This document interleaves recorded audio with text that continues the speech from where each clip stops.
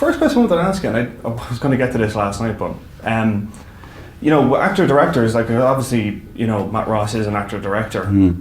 I know you've worked with Cronenberg and you worked with Woody Allen for about 5 minutes. Yeah. And I'm just wondering, for you personally, other actors may say different, but is there a difference between actor-directors and pure directors? Not necessarily, no. Matt Ross, who directed Captain Fantastic and wrote it, he's an actor who likes other actors, is interested in what they do, and draws from them for his own performance. So that makes him helpful because he's interested in what other actors do, and so he's interested in what we were doing, and is interested in finding ways to help us do our job well. He did a great job with that, especially with the kids, but with all of us. There are other actors who, basically prepare at home, prepare in front of a mirror, and they come in extremely well prepared, and you have to adapt to them, which is fine. Some of them give great performances, but they already know what they're going to do at each point in the scene, and it can turn out well, but it's just not as much fun because you could start going blah, blah, blah, and they're going to keep doing the same thing because the camera's on them, and you might as well not be there sometimes. It's not as much fun. It can work, but I don't think that you can make truly great scenes. You might have a great individual performance, but you're not going to have a great scene between two actors where one actor gets to have it his way the whole time. And that sort of actor, when he or she decides to direct, they're not necessarily going to know how to help other actors give good performances because they've never really been interested in the performances of other actors, frankly. They just want to win, so you're not necessarily going to be a good director of actors having been an actor. But it's interesting because this is like his second film, but it's strange. It is strange to see that that short into his career. That he has that real kind of visual sense. Did he share any kind of his thoughts with you with regards to like cinematography or anything like that? Well, he's someone who, it's his second feature-length movie.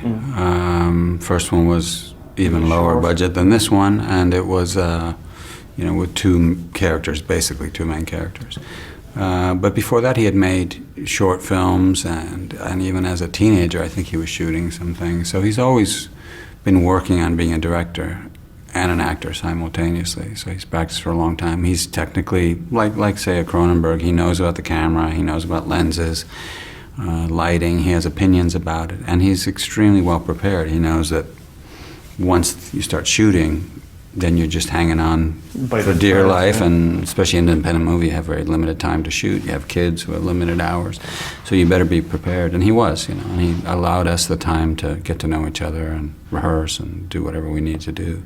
So yeah, he's organized and also open. On the set, if one of the little kids suddenly did something odd, he wouldn't just reject it out of hand. He would think first, well, maybe that's good. Maybe we just keep shooting and let's see what he does, or if I or the cinematographer had an idea. He didn't close his mind to it because it was a threat to his authority. Sure, He's not that kind of person. So I think that's, in part, the secret to his success as a director. Yeah. I know this was something we kind of touched upon. Have you yourself heard, you mentioned last night that you're considering moving into directing yourself.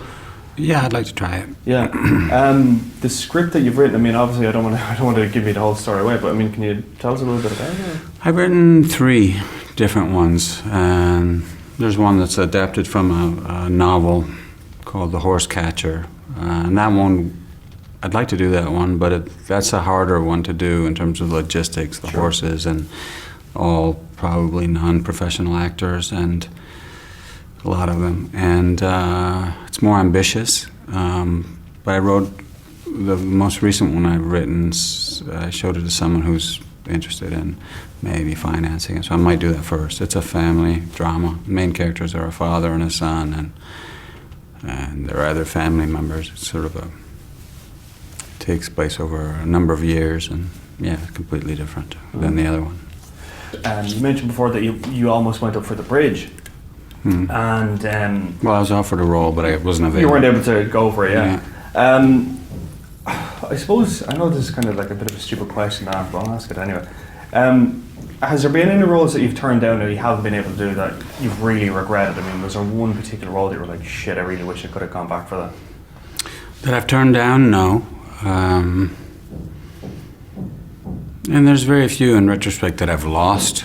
Yeah. That I wished I'd, I suppose, one of the first couple of things I tried out for, and I don't know if I would have been happy doing it or even done a good job or if I was ready yet. I didn't know that much. It was Greystoke. There was a Tarzan movie, and I liked the concept of it. It was meant to be, a wild person, really like an animal. And in the end, it was a studio movie, and he was kind of cleaned up, so it wasn't so wild after all. Yeah. The other one was Platoon. It was a role I had for a while, and then it got refinanced and recast, and it was Willem Dafoe's part in Platoon. Those are roles that, who knows? It would have been good to have a try, but I don't really regret even those. I think I've been fortunate. I've been able to work with really talented directors many times, and all kinds of actors. Cinematographers. I've had a good journey so far. If it ended right now, I'd be quite happy. Well, definitely. I mean, you could look back over it. I mean, like working with Cronenberg 3 times, right. like that's just really that fun. alone was good. And Peter Jackson, Yeah. that experience was, even if it hadn't been a worldwide success in the box office, it was a great experience and very impressive what he managed to pull off. In terms of working with like an ensemble cast like this, I mean, is there a sense of, I don't want to say like you lose yourself in it, but I mean you can definitely kind of bring yourself into the group, so you don't have to be forcing yourself out. I mean, I know it's your name on the marquee and so on and so forth, but that must be quite nice, I think, for an actor, that you can kind of allow yourself to be within a group. I think I always do that. I mean, that's what I always strive to do. Yeah. The thing I like the most about the movies is the storytelling aspect of it, the overall story, and if people find my work respectable as an actor, it's probably because I have been usually good at helping to tell a story, as part of a collective effort, not because I have done something that's calls attention to itself alone. I don't think that, I would say that my performances become part of the story and hopefully help the story move along to some degree, rather than calling attention to themselves. I mean, I would get no pleasure from someone saying to me, "You were great in the movie, but the movie was terrible." That doesn't really. Yeah, that doesn't. And the other actors might like that. Well, I got an award, and maybe the movie's not great, but I got what I needed. Yeah. And I wouldn't be happy with that. I do like stories first and foremost, and it's what when I read a script, I'm looking, does the story work? And then secondly, am I right for the part? Yeah. And could I do something with it?